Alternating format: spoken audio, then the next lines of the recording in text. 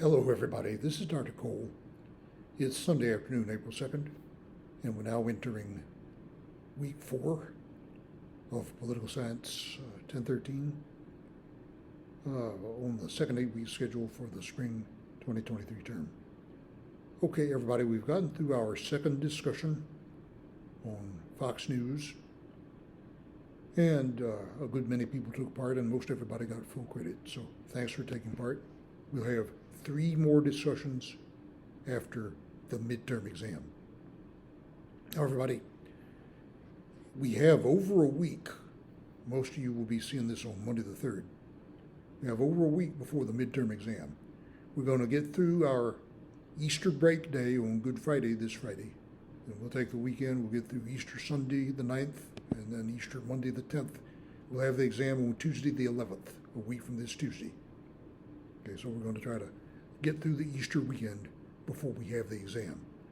It'll cover a short unit on the media and a good deal longer unit on the Constitution, units 3 and 4 respectively. Well, we've done the media unit, so we need to say a bit more about the Constitution unit. It's a lengthy unit with a lengthy set of class notes and a lengthy reading assignment.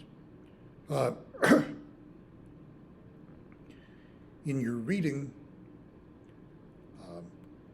if you press for time, I would concentrate most closely on Chapter 2, I believe it is, the first chapter we've assigned to you for Unit 4, which is about the Constitution in general. So try to look at that one closely. And also, in the appendix to the textbook, there's several documents, including the Constitution, the Declaration of Independence, and also 2 of the Federalist Papers, numbers 10 and 51, that I hope you will try to look at closely. The other documents, it's nice to read those too if you have not done so before. I think the Articles of Confederation even are in there. But I suppose the most important things to look at closely are Chapter 2 and the 2 Federalist Papers. Now, this is what we try to do in Unit 4. We spend a good deal of time on how the Constitution came about.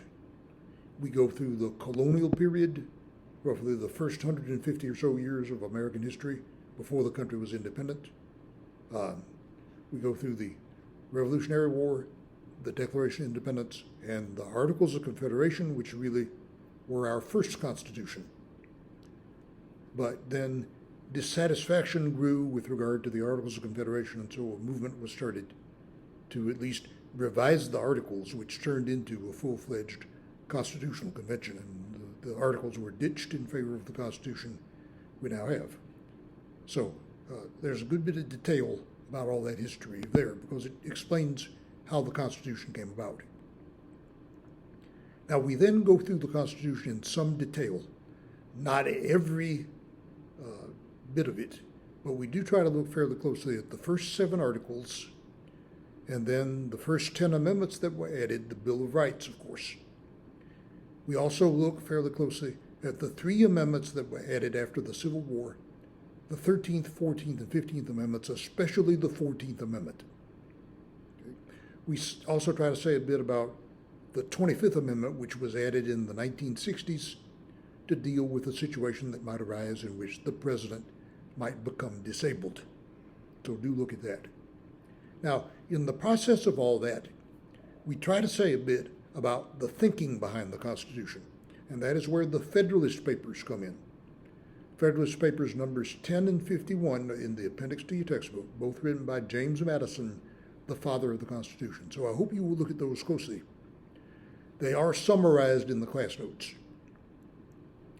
Now, after all that, everybody, you notice we have a total of 4 chapters from the textbook assigned. Okay. The subject matter of 3 of those chapters we try to deal with briefly at the end of the class notes for Unit 4 on the Constitution. That involves civil rights, civil liberties, and federalism. Okay, so there's a good deal of reading there. Okay, it's chapters 2 through 5. Once again, I would look at Chapter 2 the most closely. We briefly try to cover the subject matter that's treated in 3, 4, and 5. Civil rights, civil liberties, and federalism.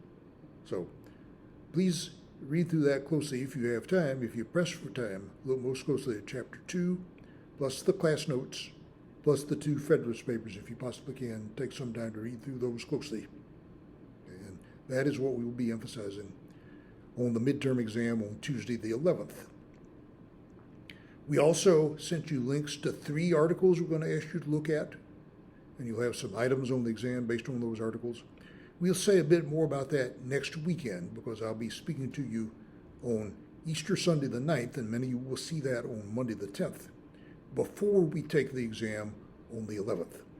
So we'll say a bit more about the exam next time, and we'll also say a bit about Unit 5 on the presidency that we will be beginning after we take the midterm exam. But we'll save all that for next time.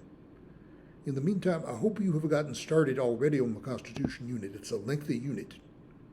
Again, if you have not done so, if you have not gotten started, the most important things to do are look at the class notes. Chapter 2, if you're only going to look closely at some of the material from the textbook, and also the 2 Federalist papers that you'll find in the appendix to the textbook that are also discussed in the class notes. So, we have a little over a week before our midterm exam, and we'll say more about the exam when we talk to you a week from now at this time. So study hard, take it easy, and good luck on the exam coming up on the 11th. And we'll talk to you before the exam in about a week.